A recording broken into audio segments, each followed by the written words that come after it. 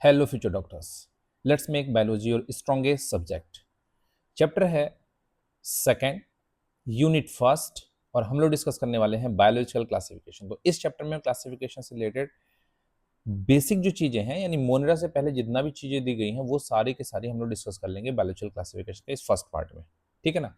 तो स्टार्ट करते हैं बिना देरी किए हुए इस अर्लीस्ट क्लासिफिकेशन। जो अर्लीस्ट क्लासिफिकेशन है वो किस चीज पे बेस्ड है, तो आप बोलेंगे यूज ऑफ ऑर्गेनिज्म। अच्छा, शुरुआत में जब क्लासिफिकेशन हुआ था तो हमें क्लासिफिकेशन की ज्यादा नॉलेज तो थी नहीं, तो उस समय एक बेसिक सा क्लासिफिकेशन दिया गया था, दैट इज बेस्ड ऑन रोटी, कपड़ा और मकान। ठीक है ना। Food, shelter and clothing. तो रोटी, कपड़ा और मकान, तीन चीजें आप याद रखेंगे जिस पे बेस्ड था क्या, फॉर अर्लीस्ट क्लासिफिकेशन। और जो सबसे पहले क्लासिफिकेशन करने की जो हिम्मत दिखाई थी, ठीक है ना, first attempt of scientific classification करने की जो हिम्मत दिखाई थी वो थे अरिस्टोटल। अरिस्टोटल को हम बोलते हैं फादर ऑफ बायोलॉजी एंड या फादर ऑफ जूलॉजी। इन्होंने क्या किया, इन्होंने प्लांट्स को देखा, तो प्लांट्स को सिंपली वो मॉर्फोलॉजिकल कैरेक्टर को देखा। ये लिखा है ऑन द बेसिस, O/B, इस शॉर्ट में लिखा on the basis of simple morphological characters. उन्होंने क्या किया, छोटे प्लांट को हर्ब्स बोला, उससे बड़े प्लांट को श्रब्स बोले, और जो सबसे बड़े प्लांट दिखे उनको कहा ये तो ट्री है, ये तो ट्री है। तो हर्ब्स जो है वो स्मॉल सॉफ्ट ग्रीन है। नॉन वुडी प्लांट्स होते हैं, जैसे टोमेटो का प्लांट देखा होगा, जैसे कोरिएंडर का प्लांट देखा होगा, जैसे स्पाइनच का प्लांट देखा होगा। श्रब जो मीडियम साइज के प्लांट होते हैं, इनके अंदर कुछ वुडी नेचर होता है, जैसे रोज, जैसे कि लेमन। ट्रीज जो होते हैं आप देखते हो बड़े बड़े टॉल वुडी प्लांट्स होते हैं, बहुत ज्यादा वुडी नेचर होता है, जैसे मैंगो, जैसे कि नीम। ऐसे ही प्लांट्स को हम ट्री बोलते हैं। तो इन्होंने प्लांट्स को सिंपली हर्ब्स एंड ट्री बोला on the basis of morphological character. Then उन्होंने एनिमल्स को भी डिवाइड किया था on the basis of RBC. RBC है कि नहीं है, अगर आरबीसी नहीं है यानी उनका ब्लड कैसा है, रेड नहीं है, तो इनको ए नीमा बोला। और जिनमें आरबीसी प्रेजेंट थी यानी रेड ब्लड था, उसको उन्होंने ए नीमा बोला। तो ये उन्होंने एनिमल्स को on the basis of RBC divide किया था। किंगडम सिस्टम की बात करते हैं, यहां से किंगडम सिस्टम आता है, टू किंगडम क्लासिफिकेशन जो दिया था। अभी तक किंगडम सिस्टम नहीं आया था, अभी तक बेसिक क्लासिफिकेशन कैसे करते हैं, अभी किंगडम बनाना शुरू हुए, यानी टू किंगडम क्लासिफिकेशन सिस्टम। सबसे पहले दिया था लीनियस ने, उन्होंने प्लांट्स को अलग कर दिया था और एनिमल्स को अलग कर दिया। बस ये बन गया टू किंगडम क्लासिफिकेशन। बट इसके अंदर कुछ ड्रॉबैक्स रहे होंगे, कुछ डिमेरिट्स रही होंगी, इसलिए आप देखते हो कि बहुत सारी चीजें दुनिया में धीरे धीरे इवॉल्व होती आती। पहले वो बेसिक थी, फिर एडवांस लेवल पे जाती। थ्री किंगडम क्लासिफिकेशन आया, जरूरत थी इसकी। अर्नस्ट हैकल साइंटिस्ट ने इसको दिया था, उन्होंने एक न्यू किंगडम ऐड किया था, दैट इज प्रोटिस्टा। और प्रोटिस्टा में उन्होंने उन ऑर्गेनिज्म को रखा, include all organism which do not produce tissue, जिनके अंदर टिश्यू नहीं बनता। और आपको पता है कि सेल्स जब डिवाइड करती हैं, ग्रुप ऑफ सेल्स को हम क्या बोल सकते हैं, टिश्यू। इसका मतलब ये तो बना ही नहीं, टिश्यू तो बने ही नहीं। तो इसमें उन ऑर्गेन को प्लेस्ड किया which can not produce tissue. तो प्लांट्स पहले से था, लिनियस ने दो किंगडम क्लासिफिकेशन दिया था, उन्होंने प्रोटिस्टा को ऐड किया, प्रोटिस्टा को इन्होंने ऐड किया। तो फिर क्योंकि इसकी भी कुछ डिमेरिट्स आई होंगी, इसलिए फोर किंगडम क्लासिफिकेशन आया। अब उतना डिटेल हमें पढ़ना नहीं है तो हम उस पर जाते क्यों हैं। तो four kingdom classification Copeland scientist ने दिया था।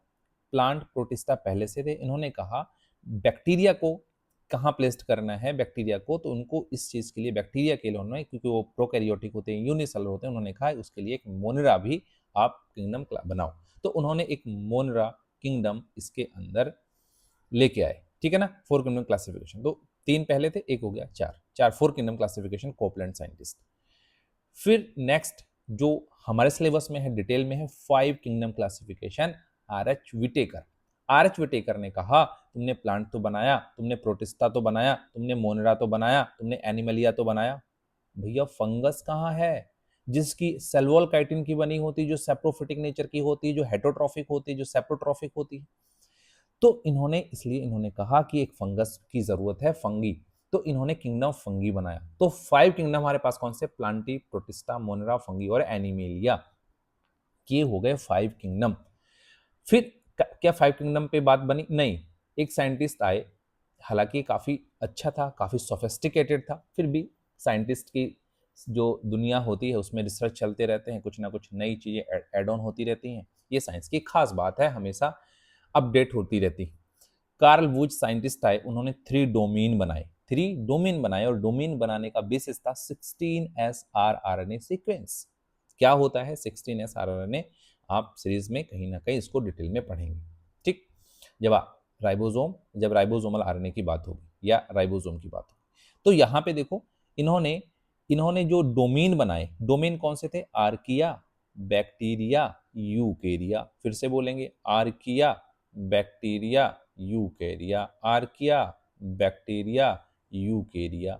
3 डोमेन बनाए और ये जो डोमेन इन्होंने बनाए, इनमें एक किंगडम प्लेस किया। बोले आर्किया एक डोमेन है, उसमें आर्की बैक्टीरिया एक किंगडम है, बैक्टीरिया एक डोमेन है, यू बैक्टीरिया उसमें एक किंगडम है, यूकेरिया एक डोमेन है, उसके अंदर प्रोटिस्टा, फंगी, प्लांटी और एनिमिलिया एक, ये 4 इसमें किंगडम आ गए यूकेरिया में, ये यूकेरियोटिक होते हैं। इस बेसिस पे उन्होंने ये 2 एडिशनल किंगडम लेके आए, तो इन्होंने बनाया 6 किंगडम क्लासिफिकेशन। इन्होंने दिया 6 किंगडम क्लासिफिकेशन प्रपोज किया। Carl Woese divides kingdom Monera into 2 domain. उन्होंने मोनरा को 2 डोमेन में डिवाइड कर दिया, आर्किया और बैक्टीरिया में। ठीक है ना, यूकेरिया तो पहले से ही एक तरह से मान सकते हैं क्योंकि यूकेरियोट तो पहले से थे। तो इन्होंने बस बैक्टीरिया को मोनरा को डिवाइड कर दिया, तो यहाँ पे 6 किंगडम क्लासिफिकेशन आ गया। नेक्स्ट चलते हैं कि जो 2 किंगडम क्लासिफिकेशन था ये भी काफी डिटेल में है, इसलिए इस पे क्वेश्चंस भी अच्छे बनेंगे क्योंकि एनसीईआरटी ने इसको डिटेल में दिया। लीनियस ने दिया था on the basis of cell wall only. उन्होंने जो प्लांटी और एनिमली, ये प्लांट और एनिमल को जो किंगडम बनाए, उन किंगडम का जो आधार था, जो बेसिस था, किस बेस पे बनाया था उन्होंने? उन्होंने बनाया था कि सेल वॉल है कि नहीं। अब जिसमें जिसमें सेल वॉल नहीं है उसको एनिमल में डाल दो और जिसमें जिसमें सेल वॉल है उसको प्लांटी में डाल दो। सोचो कितना आसान हो गया। अब प्लांटी में जब रखेंगे तो बैक्टीरिया भी रखेंगे cell wall, blue green algae में भी सेल वॉल, फंगस में भी सेल वॉल, एल्गी में चाहे red algae, brown algae, green algae, चाहे जो भी एल्गी हो, सब में सेल वॉल। अब देखो यूनिसेलुलर प्रोकैरियोट भी इसमें रखा गया और मल्टीसेलुलर भी इसमें रखे गए। यानी ये किंगडम बना तो, लेकिन इसके भी बहुत सारे डिमेरिट्स थे जो हम लोग बात करें, तभी तो एडिशनल फिर नए नए किंगडम्स बने। क्या इन्होंने यूनिसेलुलर प्रोकैरियोट को भी इसमें रखा, इन्होंने यूनिसेलुलर यूकैरियोट को भी इसमें रखा, इन्होंने यूनिसेलुलर भी को इसमें डाला, इन्होंने मल्टीसेलुलर को भी इसमें रख दिया। तो ये सारी खिचड़ी जो इन्होंने पकाई, इसी वजह से इसके डिमेरिट्स आना शुरू हो गए, ड्रॉबैक्स आना शुरू हो गए। इन्होंने क्या किया? ब्रायोफाइट्स, सोचो मल्टीसेलुलर यूकैरियोट्स होते हैं, टेरिडोफाइट्स, जिम्नोस्पर्म, एंजियोस्पर्म को भी इसमें प्लेस्ड कर दिया। एनीमिलिया में इन्होंने अमीबा को रखा, जो यूनिसेलुलर यूकैरियोट होते हैं, पैरामीशियम रखा, जबकि इनवर्टिब्रेट, वर्टिब्रेट, मल्टीसेलुलर यूकैरियोट होते हैं, इनको भी किसमें डाल दिया? एनीमिलिया में। तो कहने का मतलब ये है सिंपल सा, जिनके पास सेल वॉल है वो प्लांटी में चले गए, चाहे वो यूनी हो, चाहे मल्टी हो, चाहे प्रोकैरियोट हो, चाहे यूकैरियोट, और जिनके पास सेल वॉल अब्सेंट है उसको इन्होंने एनीमिलिया में प्लेस्ड कर दिया, चाहे फिर वो मल्टी हो, यूनी हो, यूकैरियोटिक हो, प्रोकैरियोटिक। तो इन्होंने सब उसको एनीमिलिया में डाला। तो इन्होंने जो खिचड़ी पकाई थी, खिचड़ी पक गई ना सब, यहाँ पे मिक्सिंग हो गई सब। ठीक है ना, इसीलिए R H Whittaker 5 kingdom classification लेके आए, इसी को जो ड्रॉबैक्स था इसको सॉल्व करने के लिए, इस प्रॉब्लम को सॉल्व करने के लिए। तो डिसएडवांटेज क्या थे 2 किंगडम क्लासिफिकेशन के? तो एक तो unicellular were placed with multicellular organism, unicellular को मल्टीसेलुलर के साथ रख दिया था, प्रोकैरियोट्स को यूकैरियोट के साथ रख दिया, जबकि नहीं रखना चाहिए था, बहुत सारी चीजें अलग होती। क्लासिफिकेशन डिड नॉट डिफरेंशिएट, इनका जो क्लासिफिकेशन था ये डिफरेंशिएट नहीं कर पाया था हेटरोट्रॉफिक में, ऑटोट्रॉफिक में। ऑटोट्रॉफ ग्रीन प्लांट्स होते हैं, हेटरोट्रॉफ फंगस होते हैं, इनको साथ साथ रख दिया। इसके अलावा इनमें क्या इतने ही डिफरेंस होते हैं? नहीं, इनके सेल वॉल कंपोजिशन में भी डिफरेंस होता है। प्लांटी के अंदर, प्लांट्स के अंदर सेलुलोज पाया जाता है, जबकि काइटिन, फंगस के अंदर काइटिन पाया जाता है। तो यहाँ सेल वॉल में भी डिफरेंस था, इसलिए ये कहीं ना कहीं इसके ड्रॉबैक्स थे। ठीक है ना, डिमेरिट्स रही इनकी, इसलिए 5 किंगडम क्लासिफिकेशन लाना जरूरी हो गया। इसके अलावा position of some organism was controversial, जैसे यूग्लिना। यूग्लिना फोटोसिंथेटिक है लेकिन सेल वॉल एब्सेंट, बट उसमें सेल वॉल नहीं पाई जाती, तो उसको कहाँ रखना पड़ेगा? एनीमिलिया में। क्लेमाइडोमोनास फोटोसिंथेटिक है, सेल वॉल प्रेजेंट है, तो उसको कहाँ रखेंगे? प्लांट में रखेंगे। तो इसके कुछ ऑर्गेनिज्म की जो पोजीशन थी वो कंट्रोवर्शियल थी कि प्लेस्ड रखें तो रखें कहाँ। ठीक है ना, अब देखते हैं 5 किंगडम क्लासिफिकेशन। 5 किंगडम क्लासिफिकेशन अच्छे से पढ़ना, ठीक है ना। ये अच्छे से दिया गया और उस पर क्वेश्चन आते हैं। R.H. विटेकर 1969 में उन्होंने अपना एक बेसिस बनाया कि किस बेसिस पे मुझे डिवाइड करना है 5 किंगडम क्लासिफिकेशन और किन किन ऑर्गेनिज्म को कहाँ रखना है।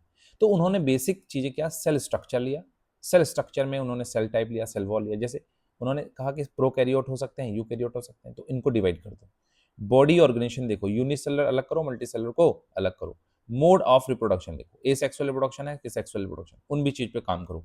मोड ऑफ न्यूट्रिशन देखो, ऑटोट्रॉफिक है कि हेटरोट्रॉफिक है, इस पे भी काम करेंगे और इस पे ये भी बेसिस लेके आएंगे। और फाइलोजेनेटिक रिलेशनशिप, एंसेस्ट्रल हिस्ट्री लेके आएंगे, इवोल्यूशनरी हिस्ट्री लेके आएंगे। इसका मतलब क्या होता है, अगर मुझे किसी प्रेजेंट टाइम में किसी भी ऑर्गेनिज्म की बेटर स्टडी करनी है, बहुत अच्छे स्टडी करनी है, जैसे ह्यूमन की स्टडी जब करते हैं तो हम लोग पेडिग्री एनालिसिस करते हैं, हम एंसेस्ट्रल कैरेक्टर्स को भी देखते हैं कि क्या थे पहले आज के डेट में, तो हम बेटर एनालिसिस कर पाते हैं, यानी क्लासिफिकेशन बेटर हो जाता है फाइलोजेनेटिक रिलेशनशिप से। तो ये भी ए लिखा है, तो इनके पास हमारे बेसिस क्या हो गए, 5 बेसिस थे, 5 बेसिस पे इन्होंने काम किया और ये R.H. विटेकर ने 5 किंगडम क्लासिफिकेशन दिया। 5 किंगडम क्लासिफिकेशन कौन कौन सा था, Monera, protista, Plantae, fungi, animalia. अब मोनेरा में उन्होंने यूनिसेलुलर प्रोकैरियोट को रखा, बहुत इंपॉर्टेंट याद रखना, यूनिसेलुलर प्रोकैरियोट तो मोनेरा और यूनिसेलुलर यूकैरियोट तो प्रोटिस्टा, दोनों ही यूनिसेलुलर बट एक प्रोकैरियोटिक है और एक यूकैरियोटिक। उसके बाद अब यूकैरियोट में यूनिसेलुलर तो हो ही सकते हैं, मल्टीसेलुलर भी हो सकते हैं। अगर मल्टीसेलुलर है और सेल वॉल पाई जाती है तो ऑटोट्रॉफिक भी हो सकता है, हेटरोट्रॉफिक भी हो सकता है। अगर ऑटोट्रॉफिक है तो प्लांटी है, हेटरोट्रॉफिक है तो फंगी। विदाउट सेल वॉल होगा, ये भी मल्टीसेलुलर यूकैरियोटिक होते हैं, तो एनिमिलिया में। तो ये टेबल बड़ी इंपॉर्टेंट है, ये एनसीईआरटी में दिया गया है, इसको ध्यान से पढ़ोगे। सेल टाइप, ये प्रोकैरियोट, बाकी सारे यूकैरियोट। सेल वॉल की बात करते हैं, इसमें मोनेरा के अंदर सेल वॉल पाई जाएगी, प्रोटिस्टा के मेंबर्स में कुछ में पाई जाएगी, फंगस में पाई जाएगी, प्लांटी में पाई जाएगी, एनिमिलिया में नहीं होगी। तो मोनेरा में जो सेल वॉल होगी वो नॉन सेलुलोजिक होगी। बैक्टीरिया की बात करते हैं, पेप्टाइडोग्लाइकन का नाम लेते हैं, म्यूरिन का नाम लेते हैं, हम लोग वहां सेलुलोज की बात नहीं करते। तो नॉन सेलुलोजिक होगी, बनी होगी पॉलीसेकेराइड और अमीनो एसिड से मिलकर, कार्बोहाइड्रेट प्लस अमीनो एसिड्स होते हैं। प्रोटिस्टा के अंदर कुछ में हो सकती है, कुछ में नहीं होती। जब प्रोटिस्टा पढ़ोगे तो आप एग्जांपल भी देखो, जैसे स्लाइम मोल्ड के अंदर नहीं पाई जाती। फंगी की बात करते हैं, फंगी में तो होती है बट काइटिन की होती है। प्लांट्स में होती है, प्लांट्स का कैरेक्टरिस्टिक फीचर है सेल वॉल का पाया जाना, बट वहां सेलुलोज की होती है, तो मटेरियल बदल गया यहाँ पे। एनिमल में सेल वॉल तो पाई ही नहीं जाती। न्यूक्लियर मेम्ब्रेन की बात करेंगे, मोनेरा, जब मैंने मोनेरा में प्रोकैरियोटिक वर्ड डाल दिया तो ये बात क्लियर हो गई कि यहाँ पे न्यूक्लियर मेम्ब्रेन अब्सेंट होगी, नहीं पाई जाएगी। न्यूक्लियोइड होगा, न्यूक्लियर मेम्ब्रेन अब्सेंट होगी, बाकी सब में प्रेजेंट होगी। यूकैरियोट में तो सब में पाई जाती है। बॉडी ऑर्गेनाइजेशन की बात करता हूं, मोनेरा, प्रोटिस्टा, जब मैंने अभी बोला कि यूनिसेलुलर होते हैं तो ये सेलुलर लेवल होता है, यहाँ टिश्यू फॉर्म नहीं होते, ये यूनिसेलुलर होते हैं, टिश्यू बन ही नहीं सकते यहाँ पे। और फंगस के अंदर, क्योंकि ये मल्टी सेलर होती हैं, ज्यादातर फंगस जो होती हैं मल्टी सेलर होती हैं, मोस्टली मल्टी सेलर होती हैं कुछ एक को छोड़ के, तो मल्टी सेलर होंगी तो टिश्यू भी बनेगा। लेकिन यहाँ टिश्यू की शुरुआत हुई तो ये लूज टिश्यू फॉर्म हुए, यहाँ पे लूज टिश्यू फॉर्म हुई, प्लांटी के अंदर ये टिश्यू बने और यहाँ पे ऑर्गन बने। टिश्यू भी बने, टिश्यू से ऑर्गन बनता है, आपको पता है ना। सेल से क्या बनते हैं, टिश्यू फॉर्म होते हैं, और टिश्यू से क्या बनते हैं, ऑर्गन बनते हैं, और ऑर्गन से ऑर्गेनिज्म बनता है। एग्जाम्पल की बात करूं, जैसे एक बेबी का डेवलपमेंट हो रहा है, पहले वो जाइगोट था, फिर जाइगोट डिवाइड करता है तो बहुत सारी सेल्स बनती हैं, टिश्यू बोलते हैं। यही टिश्यू धीरे धीरे एक ऑर्गन बनाती हैं, यही लीवर बनाएगी, यही आई बनाएगी, इंटेस्टाइन बनाएगी, हार्ट बनेंगे। और जब सारे एक दूसरे के साथ कोऑर्डिनेटेड मैनर में काम करेंगे तो हम लोग उसको ऑर्गन सिस्टम बोलेंगे। और जब ऑर्गन सिस्टम बनता है तो पूरा फिर ऑर्गेनिज्म बन जाता है और उसकी बॉडी में सारे फंक्शन प्रॉपर काम करना शुरू कर देते हैं।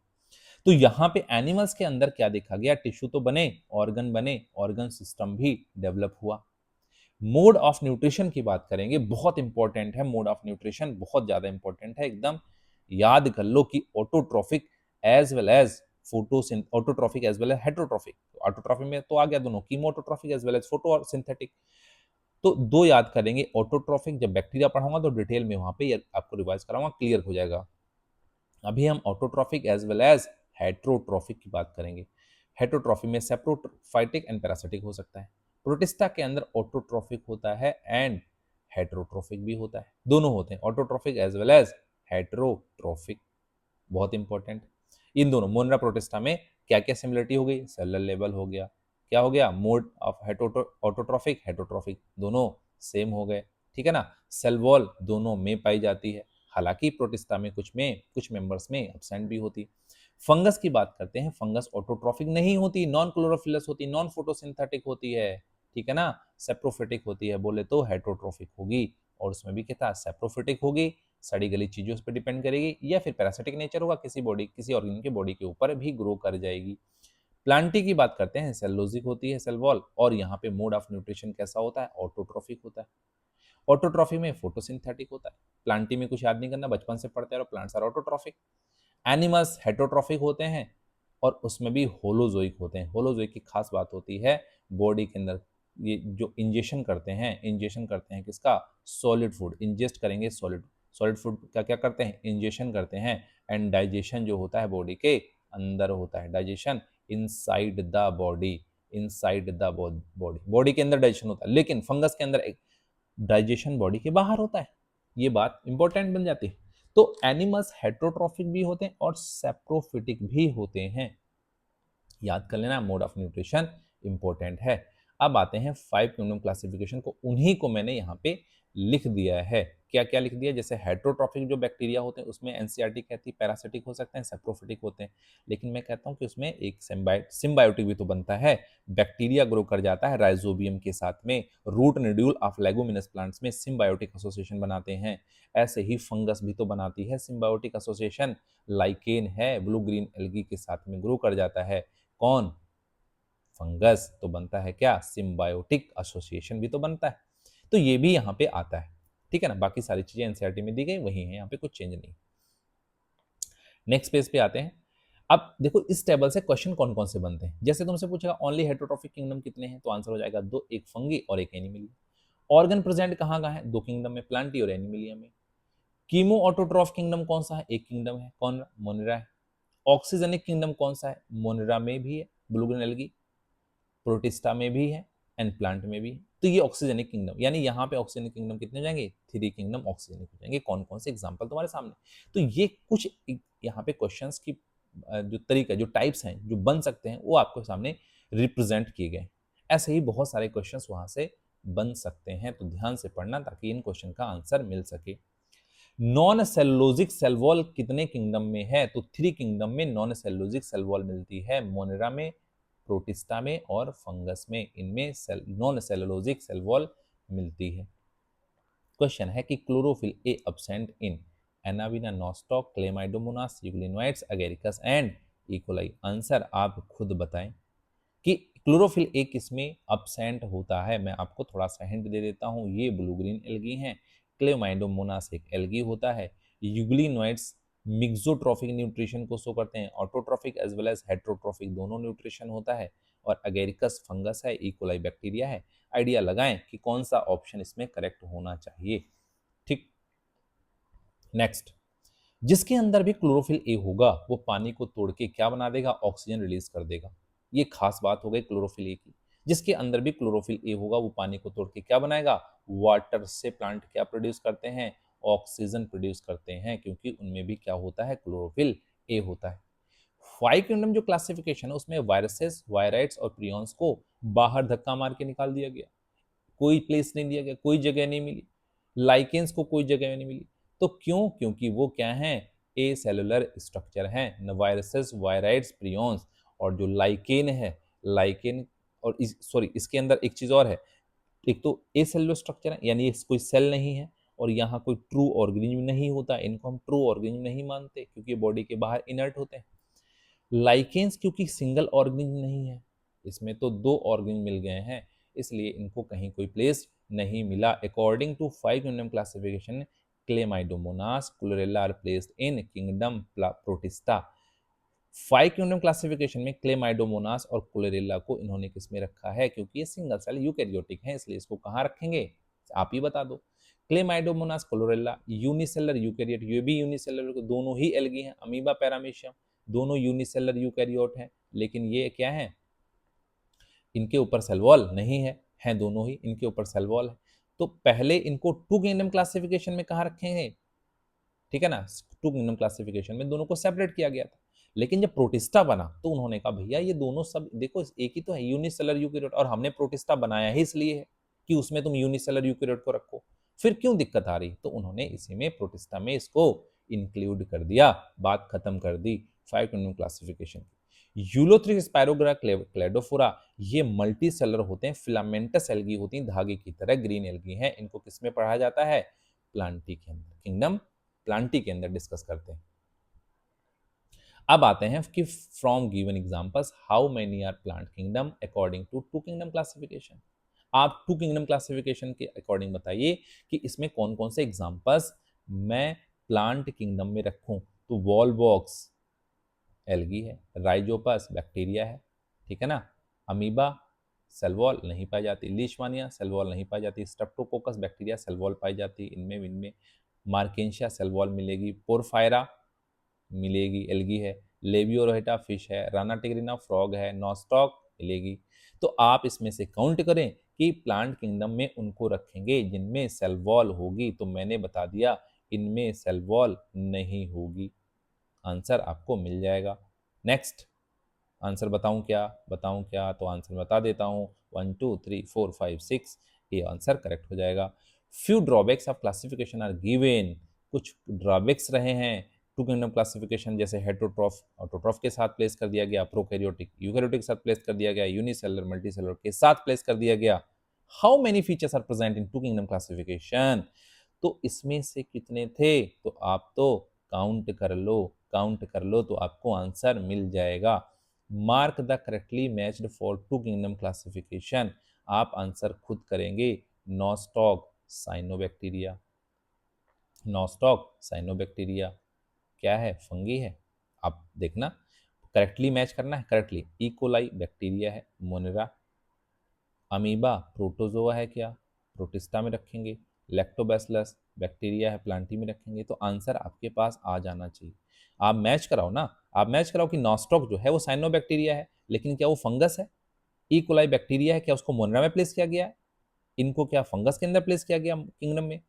एमीबा प्रोटोजोआ है, क्या उसको प्रोटिस्टा में रखा गया है? ठीक है ना। और लैक्टोबैसिलस बैक्टीरिया है, क्या उसको प्लांटी के अंदर प्लेस किया गया है? तो इन चीजों को आप यहां से आंसर ढूंढें, करेक्ट आंसर मैच करा के देखते हैं। किंगडम मोनेरा जो कि डिस्कस करेंगे नेक्स्ट क्लास में।